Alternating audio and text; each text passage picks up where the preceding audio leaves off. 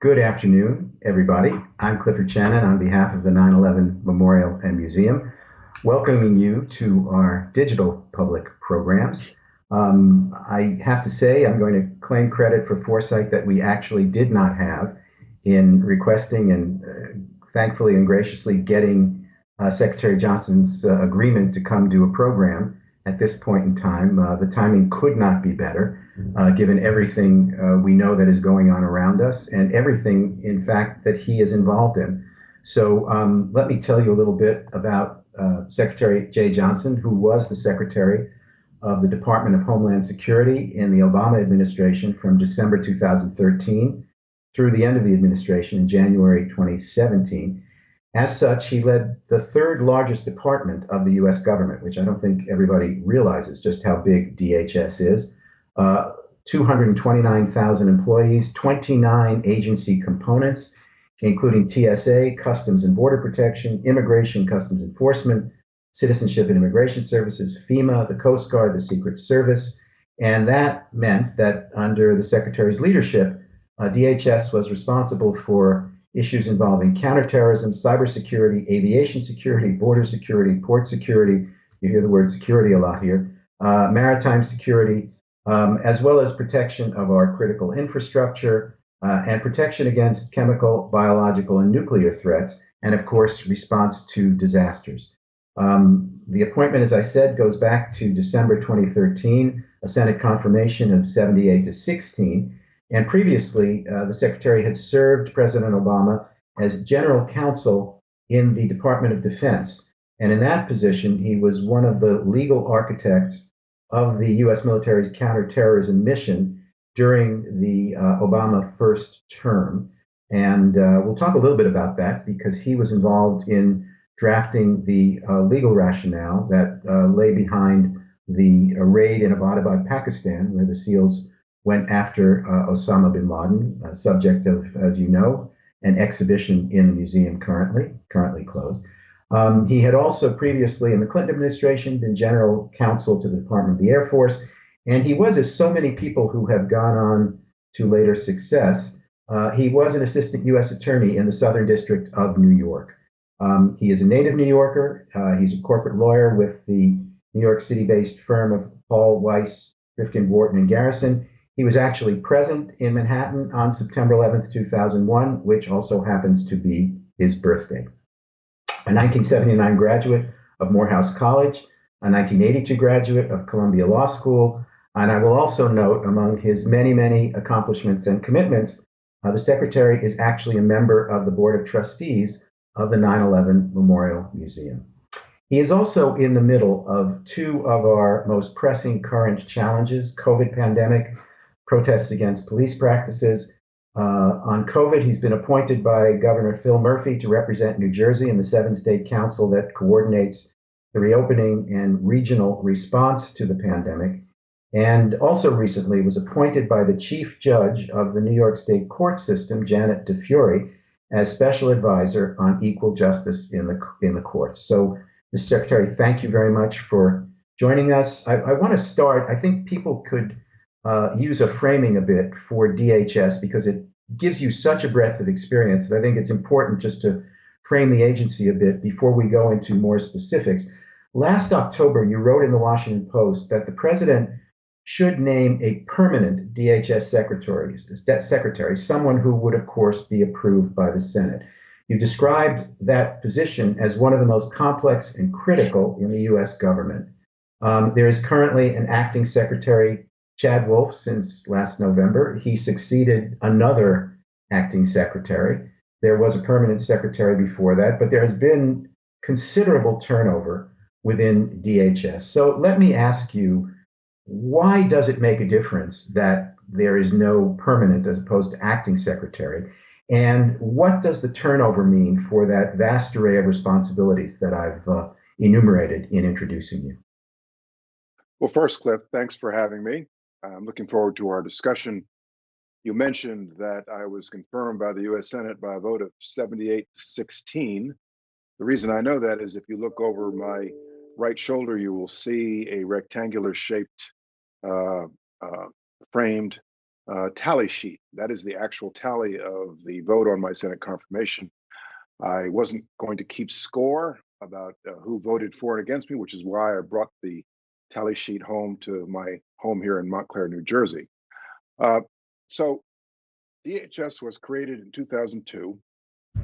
It was a realignment, a consolidation of multiple functions of our government into one cabinet level department. You went through them all, you mentioned them, but basically the thinking was then by Congress that if we consolidate in one cabinet level department, the regulation and limitation of all the different ways one can enter our country, land, sea, and air, aviation security, maritime security, border security, port security, we will be effectively engaging in counterterrorism, because the thought then was that terrorism was something that was an extraterritorial threat. So if you tighten the territory, you tighten the ability to detect and prevent terrorist threats. It is a very large department. It is the third largest, as you mentioned. I happen to believe it is the most decentralized cabinet level department of our government because there are so many different missions and cultures across it. Having said that, it is, in my judgment, vital that there be a Senate confirmed person to oversee all of these different missions and all these different people and components. And the reason that's important, when you go through the process of nomination by the president and confirmation by the Senate, and I did this 3 times, um, you become in a way beholden to both the president and the Congress. You're a presidential appointee, you're a political appointee, you serve at the pleasure of the president, but there's sort of a presumption that you're there for the remainder of the term of the president. And that brings a certain air of job security to the role and to the responsibility. And the reason that is critical is because so often a president receives advice that he needs to hear rather than what he wants to hear. My fear about having so many actings at the cabinet level and the sub-cabinet level is that they're effectively auditioning for the job day to day and not giving the president the information and advice he needs to hear, as opposed to what they think he wants to hear. It is also true when someone is in an acting role, they simply do not have the credibility and the stature to lead a very large workforce of 250,000 people, because the rank and file are thinking this person might not be here in a month. So it makes it very, very difficult to lead and to advise the president in the cabinet. Let me go back to that Washington Post article for a moment because, and again, this is back in October, so before the critical issues we're dealing with now, but you highlighted, and this was By part the of way, your. that article, that was like version 4, because I had written it right after John Kelly left. And the day I submitted it to the Washington Post, the White House floated Kirstjen Nielsen's name, so we pulled it back. I dusted it off again, and we went through this several times with the op-ed page, and I finally launched it when there was yet another moment where it was an acting serving. Yeah, no, unfortunately, it seems there's a lot of opportunity to make these kinds Right. of comments. Um, then though, you were focused on two critical issues that I don't think have gone away, but then you were talking about the Russian interference in our upcoming election and the release of Islamic State fighters and their dispersal around the world without necessarily being closely monitored. I assume those things are no less significant in terms of the security of the United States than they were before COVID and before George Floyd was murdered.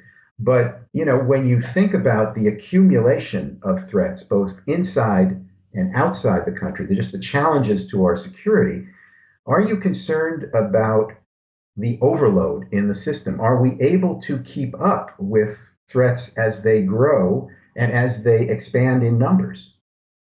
The answer is yes. The threats I mentioned in that op-ed from last year still exist. They are not uppermost on the minds of Americans and our national security personnel because of COVID, because of the events of Minneapolis, but they still exist. And indeed, our enemies may be seeking to exploit our distraction at the moment. I'm sure that the Russians are still up to what they did in 2016 now in this campaign season. This is what our intelligence experts have told us, and we have no reason to believe that they have stopped this activity. I suspect that it is as bad now as it was in 2016. And by that, I mean the publication and republication of fake news and extremist views in order to create dissension, polarization in our politics. And uh, I regard this as one of the greatest threats to our democracy as we speak. So this idea of distraction within a large bureaucracy. I mean, take us inside. You know, you have 250,000 people. You have multiple agencies with some overlapping responsibilities for the Russian threat, but also for these other threats. You know, how do you keep those balls in the air? How do you keep the coordination going? And from your observation, you're not there anymore. It's been 3.5 years. But from your observation, what is the state of DHS and its ability currently to respond to the problems we're facing? Great question. I could take 3 hours with the answer, but I won't. So, in ordinary circumstances, with an organization as large as the Department of Homeland Security, the secretary has to depend upon the component leaders to run their respective organizations day to day. And so, for example, while I was in office, Craig Fugate was the administrator of FEMA. Craig Fugate was a national asset. He did a lot to bring FEMA back from the days of Katrina. And Craig Fugate, frankly, didn't need a lot of oversight. As long as I knew he was being adequately funded by the Congress, the Disaster Relief Fund was being adequately funded by the Congress, and every once in a while, I would personally go to the site of a disaster response simply to show the flag and to show my concern and empathy for those who have been affected. FEMA pretty much requires less oversight in ordinary circumstances. And then in any given time, there are like 4 or 5 things that the secretary personally should be intensely focused on, such as the response to a cybersecurity attack, such as the threat of a cyber attack by the Russian government on our election, such as a surge of illegal migration on our southern border. So there should be at any one time 4 or 5 things that the secretary is focused on, advising the president on, but you can't do it all across an organization of 22 components. And so there are the things that I'm intensely focused on, and then the things I'm generally aware of, and hopefully the component leaders are doing an effective job of running that mission day to day. Now, in this administration, uh, President Trump has frankly used the Department of Homeland Security as as the instrument to hammer a very, very aggressive immigration policy. It was his signature issue in the campaign, and therefore the leadership of DHS has been intensely focused on border surges, on building the wall.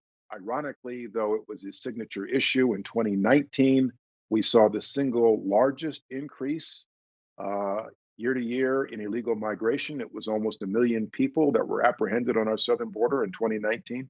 And so his people at the leadership of DHS are consumed by the immigration mission to the exclusion, I fear, of all of the other things the Secretary of Homeland Security should be focused on, making sure that the Secret Service has what it needs to do its mission, making sure FEMA is adequately funded, making sure that FEMA is doing what it needs to do, dealing with a nationwide lethal virus, making sure that we're watching the store day to day on the cybersecurity threat, making sure that we're watching the store when it comes to the terrorist threat to our nation, which I don't believe has gone away.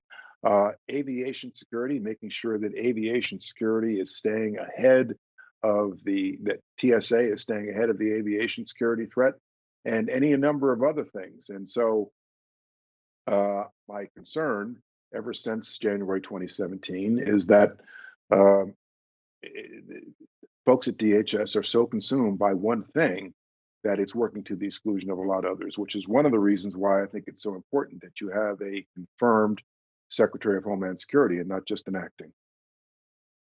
I think it's also true that, just to amplify your point a bit, that some of the components that are not usually involved in immigration have been deployed to the border and elsewhere because of this priority within the Trump administration. Let me ask, though, about FEMA, in particular in relation to the COVID pandemic. The president, at one point in a press conference, talked about not being a shipping clerk, and that's the state's job to get the PPE and the other materials that they need. You argued in a number of forums that, in fact, the FEMA or the U.S. government is the shipping clerk in chief. This is a very, very different conception. And in that difference of conception, I think you find at least some part of the question of why were we caught short with in the critical materials that we needed to face this pandemic. So a little bit of political science 101. In defending against a lethal virus, a pandemic, the role of the national government should be regulating, monitoring our international borders, which is in this administration very often their first impulse. Second, to bolster, stimulate the economy through acts of Congress, and we've seen that. And third, to actually be, as you mentioned, the shipping clerk in chief. The federal government has the legal authority through the Defense Production Act and others to surge, to allocate resources needed to respond to something like a lethal virus. So from day one, it should have been the role of FEMA and DHS generally to shepherd, husband resources like ventilators, like masks, like PPE, so that the states don't end up in a bidding war, competing against one another. There should be, on a nationwide basis, smart decisions about the proper allocation of a limited supply of things that people need as life-saving measures. At the state level, where the public health and police power generally reside, it is the role of governors and mayors to impose executive orders for quarantines, requiring us to stay at home, stay away from work. So by order of the governor of New Jersey, Phil Murphy, I am required to stay at home here, not go to work. And by order of the governor of New York, Andrew Cuomo, I am not allowed to go to my law firm's place of business in Manhattan. That is a state level authority. The president of the United States does not have the legal authority to tell me to stay at home and not go across the street to Porter Park here in Montclair, New Jersey. That is a state level authority. So if you could roll back the clock to January, and we can't, and there will be studies and congressional hearings about what the administration should have done differently, I am sure.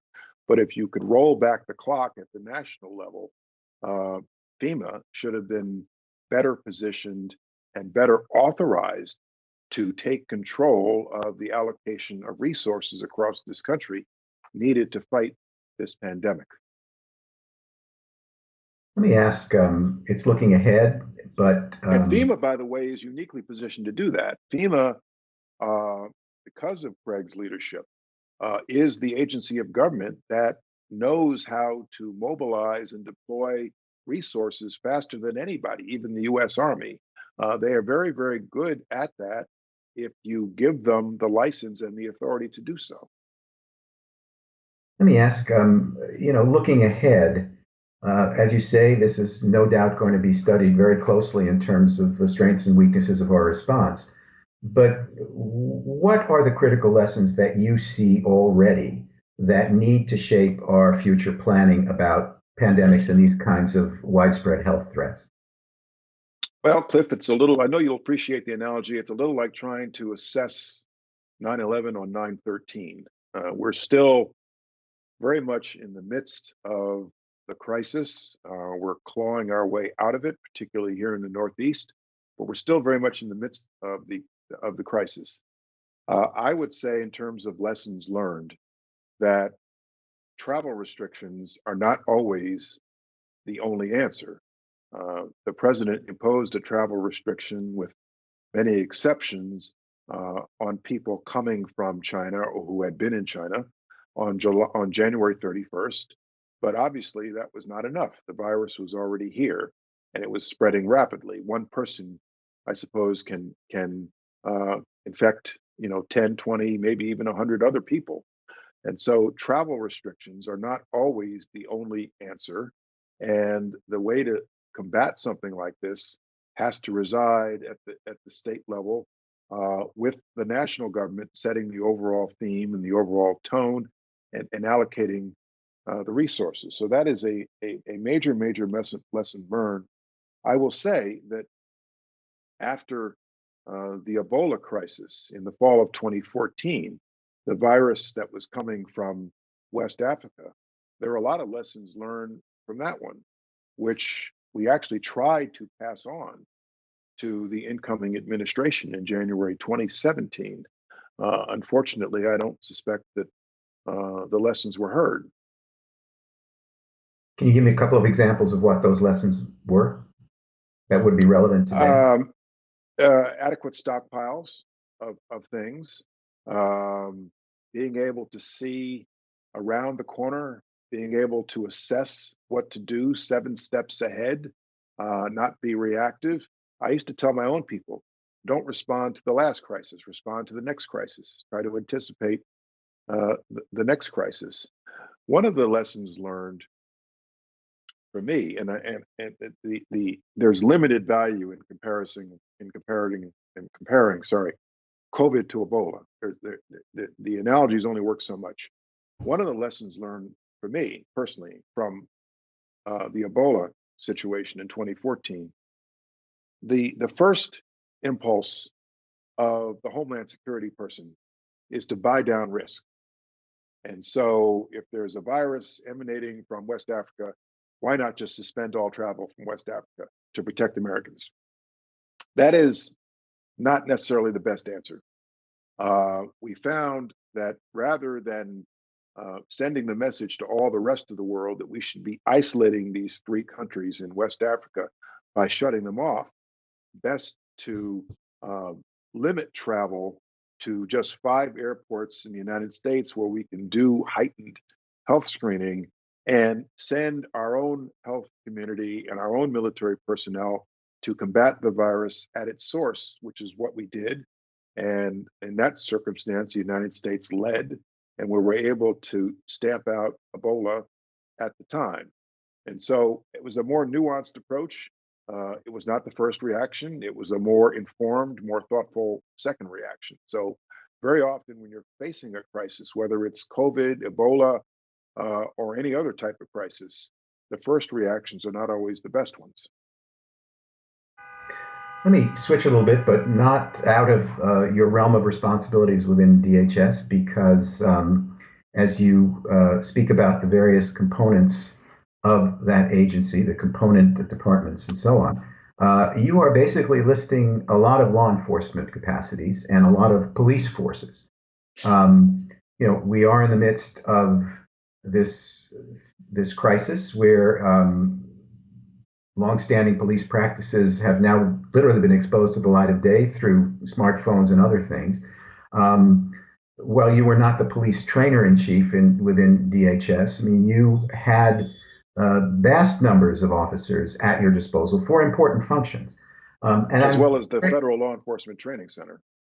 FLETC, yes, indeed. And so, I'm trying to mention that as a framing question to sort of get us into the challenge of policing that we now face. Let's start here. Some significant number of the DHS component agencies were used to deploy police officers, as the president has the right to do in Washington, D.C., federal officers, And this was involved with the peaceful protest at Lafayette Park that was broken up by a combination of federal officers so that the president could walk over to St. John's Church. I mean, you had responsibility for some of the people involved in this.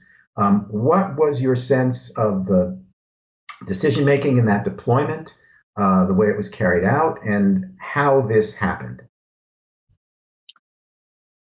Events obviously unfolded rapidly, and certain people, like the chairman of the Joint Chiefs and perhaps even the Secretary of Defense, found themselves caught up in something that they did not intend to be involved with.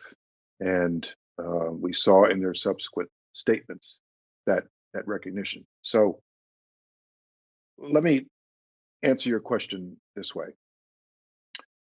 There are complex arrangements, most of which I have forgotten, about the responsibilities of the Secret Service, the Park Police in Washington, the Metro Cops in Washington, when it comes to the White House compound. Secret Service is responsible for Pennsylvania Avenue out front. The Park Police, I believe, are responsible for Lafayette Square, and the Metro Police have their role also. So there are these arrangements about who does what in the protection of the president and the White House compound. When there's a presidential movement, when it comes to the safety of the president, the Secret Service is in charge. So I'll give you a compelling example, very different from the one a couple of weeks ago. Suppose the president goes to National Cathedral for a memorial service or to worship, and on his way back down Massachusetts Avenue, back to the White House, protesters block the presidential motorcade on Mass Avenue. In that circumstance, the Secret Service, leading other law enforcement agencies like the Park Police, would have the authority to remove the protesters to protect the president and get him safely back to the White House compound. Hopefully, they would use common sense in the manner in which they do so. That's their job. Their number one job is to protect the president.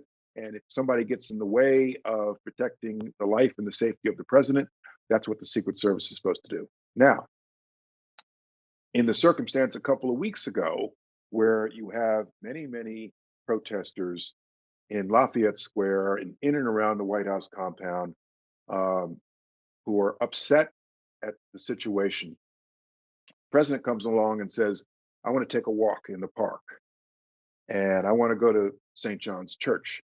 Somebody, and I believe this should have been the job of the Secretary of Homeland Security, and this goes back to what you asked me earlier about acting versus Senate confirmed. The Senate confirmed Secretary of Homeland Security, if there were one, should have then said to the president, Mr. President, I hear you want to take a walk in the park. Right now, the park has several hundred demonstrators in it, if not thousands. If you want to do that, we're going to have to clear that park. We're going to have to forcibly remove these protesters. And the photo op and the potential injury to these people, simply so you can take a walk in the park, is going to overwhelm the point you are trying to make. And every president I know up until this one would have said, yes, you are right. That makes no sense. We are not doing that. And in this circumstance, nobody obviously had that very difficult conversation with this president. And it led to the events that we saw. Let me take another step back, because that incident was just one in the weeks of protests that have followed the killing of George Floyd. And now you're serving as a special advisor on equal justice in the courts in New York State. But I want to even, if I can, sort of pull back a little further and broaden the platform. I mean, you have had a very, very distinguished career on the legal law enforcement side of things, whether it's within the federal government or back in the Southern District of New York. But many occasions to think about and implement law enforcement policies. You served our first African American president. You are yourself African American. You have a distinguished family lineage. that has many accomplishments in your ancestors and goes back to the time of slavery in this country. We're talking today on Juneteenth, which commemorates the end of slavery as recognized among enslaved peoples at that point. You know, how can you frame this big picture for us as where we are? You have been professionally on many sides of these questions, having responsibility for police forces. You've done prosecutions. You have within, the context of African American history in this country, obviously a perspective that adds to that, but also is not necessarily in a straight line with some of those histories of agencies and so on. So I really would like to ask you for the big picture that you might provide to us in this moment, given the difficulties of the circumstances that we find ourselves in and the challenges that we really must face. Wow, that's a big question. Let me start with a picture since we are on Juneteenth. This is my great great grandmother, Julia Branch. She was born and lived her entire life in Southwest Virginia. She was born in 1848 as an enslaved person. She was a teenager during the Civil War when presumably she continued as an enslaved person. After she was emancipated, she continued to work for a white family for her entire life. And interestingly, when she died in 1937, she was buried in an integrated cemetery in Lynchburg, Virginia, the Old City Cemetery. She had no headstone. Uh, Her family put a headstone at the cemetery in the vicinity of where we think she's buried, but the headstone is just a few feet away from the headstones of Confederate soldiers, which is, sometimes history is complicated. I'm also, as you mentioned, a graduate of Morehouse College.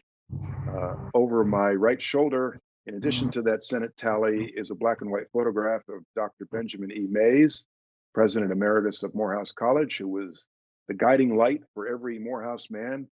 Morehouse is the only all-male black college in the country, but Dr. Mays was the guiding light for every Morehouse man who graduated from the 40s to the 1970s. That includes a time span that encompasses both me and Martin Luther King Jr. I went to school with Martin Luther King III. And so I think I have an acute sense of the African American experience. I'm a proud and patriotic American, and much of my family history is the story of this country. I, up until 2008, did not believe that we would have a Black president in my lifetime. If you had said to me 40 years ago, or even 30 or 20 years ago, we'd have a Black president in my lifetime, let alone that I would be in his cabinet, it would have been incomprehensible. On election night 2008, I think many of us, white and Black, believed that was a major step forward toward a more perfect union. And it was.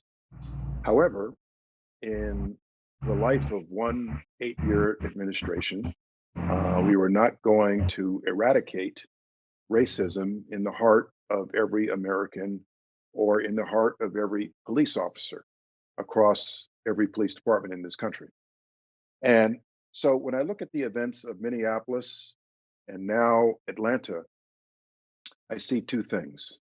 One, it's not simply a matter of training. I think when you look at the officer snuffing out the life of George Floyd by putting his knee on his neck, you see an individual who is so depraved. There's no level of training that could teach somebody, don't do that. I think it means we have to look at the very character of the type of people we're recruiting to our nation's police forces. Are we recruiting people who want to serve and protect the public? Or are we recruiting people who want to be the neighborhood bully or the neighborhood badass with a racist heart? When we look at the events of Atlanta, which are similar to so many other events like Staten Island, Eric Garner. I do believe that as a matter of training, we should continually emphasize tactics in de-escalation. Every once in a while, a police officer will find him or herself in a situation where tensions are escalating, the adrenaline goes up, and the police officer in that circumstance needs to remember, I am the superior actor here. I'm the person with the gun. Maybe I need to take a step back and say to myself, I got involved in this because this guy was asleep behind the wheel at a drive-in at a Wendy's, or I got involved in this because of a $20 counterfeit bill, or I got involved in this because of a package of cigarettes being sold on the street in Staten Island. Maybe I need to take a step back here. Is it really worth it? Is a chokehold really worth it in this circumstance? And just say to everyone else around, let's all calm down, let's take a deep breath, and then perhaps, bring the person home or whatever. But the tactic of de-escalation, because I mean, what was so plain about Atlanta was it started off one way and it escalated into something that the officers could not have intended, but because they didn't keep their heads, are now faced with a murder charge. And so I think that that is something that police forces across this country who are there to serve and protect need to rededicate themselves to.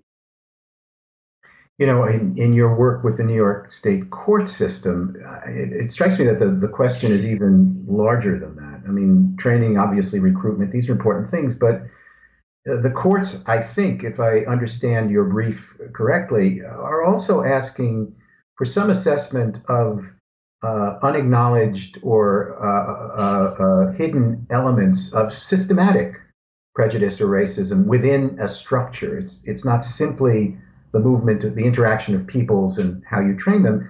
The question is, I guess, is there something larger that needs to be dealt with? Is that accurate? And how do you assess that?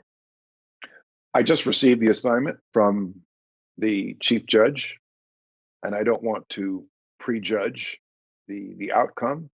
We're just beginning the process. The assignment does, however, concern the courts. It does not concern police practices. It does not concern detention practices. It concerns the courts and the court system, and equal justice before the law begins and ends in the courts. If there's no equal justice in the courts, then that pervades all the rest of society. And so that is the pinnacle of equal justice. So I'm just beginning the assignment, but I do agree that what happens in the courts affects so much more. Let me ask, in terms of threat assessment looking down the road, whether it's for DHS or the government writ large, I mean, what do you see as the leading threats that need to be really focused on? And in particular, let me add the question of these white national supremacist movements, which the FBI has now added as a special case for consideration and investigation and enforcement and so on. How do you look forward into the threats we'll face? And in light of everything that's going on in the streets, where does white nationalism, white supremacy fit into the picture that you see? It certainly fits. It certainly makes up there on the top of the list. The FBI does an excellent job when properly focused and led on combating extremist white nationalism. That deserves to be a continued focus of both DOJ and DHS. If for some reason you pick me up from my home here in Montclair, New Jersey, and put me back at DHS headquarters, something I do not wish, I would be focused on the cyber threat to our country right now, particularly from foreign actors during this election season. And there needs to be a focus, frankly, on global warming, climate change. So when people ask me, what are the top threats facing our homeland? There are the continued threats of terrorism, violent extremism, But I believe that the paramount threats we face longer term to our nation, to the security of our nation, are global warming, the effects of severe weather systems on aging infrastructure, and we know this in the Northeast, and the cyber threat to our nation. Um, there was a report a couple of weeks back. Some CIA analysts had assessed the situation in the United States as resembling other places that were in decline or on the way to collapse. You had responsibility for a number of intelligence agencies within the various DHS components. That's not a particularly hopeful picture, but it does seem to describe where we are right now. Is that your assessment of where we're headed? Is this a downward spiral, or is this something that gives you hope that there is a way out of this? It certainly feels that way at the moment. I saw a poll recently that said 80% of Americans believe we are out of control. 80%. That is a pretty dire assessment by the public in general of where we are. I believe that our nation is stronger than that. I believe our nation is more resilient than that. Sometimes intelligence reports can be, the canary in the coal mine. Sometimes they can be overly optimistic. Sometimes they can be overly pessimistic. I'd be more concerned about the facts without so much the commentary in intelligence reports. I haven't read one in 3.5 years, but it was my day-to-day guiding light for my job. But I choose to be more optimistic. I think our country is a strong, resilient one. I believe that our politics are resilient. There's a pendulum effect to our American politics. Whether it's at the national level, whether it's at the local level, the public seems every 8 years or so, sometimes 4, to want something vastly different from what they elected the term before. And almost exactly every 16 years, we have the next gen election. 1960, we got Kennedy after Eisenhower. 16 years later, after Ford Nixon, we got Carter. 16 years later, after Bush, we got Clinton. And 16 years later, after Bush, we got Obama. And so there's a resilience to our politics and to our democracy. And so I do not hold the pessimistic view of some, but there's clearly a lot of work to be done right now. We are not addressing some of the longer term problems that our nation faces, our national debt, global warming, our healthcare system, our broken immigration system. Too often, politicians in Washington are focused on the crisis du jour, and we need longer term thinking. I'm conscious of your time, and there are two questions I want to close with, and they're more specific, and one of which is of particular interest to me because you had a really important role behind the scenes in relation to the Abbottabad raid, as I mentioned earlier. That was the SEAL mission to get Osama bin Laden, and you had to set the legal parameters for how they would conduct that raid and what their treatment of bin Laden would be, given that he had, of course, been the responsible for 9/11, but also they were going after somebody who might not be waiting for them. So there's been a lot of discussion about what was intended or what the mission was supposed to be. You were the General Counsel for the Department of Defense. The debate has been about the capture or kill odds within that kind of a mission. How can you explain that for us? Well, there are public reports that I gave the legal sign off for special forces to go into Pakistan. That aside, I will tell you that in general, there are the following legal principles in the law of armed conflict and in our international law and our domestic law.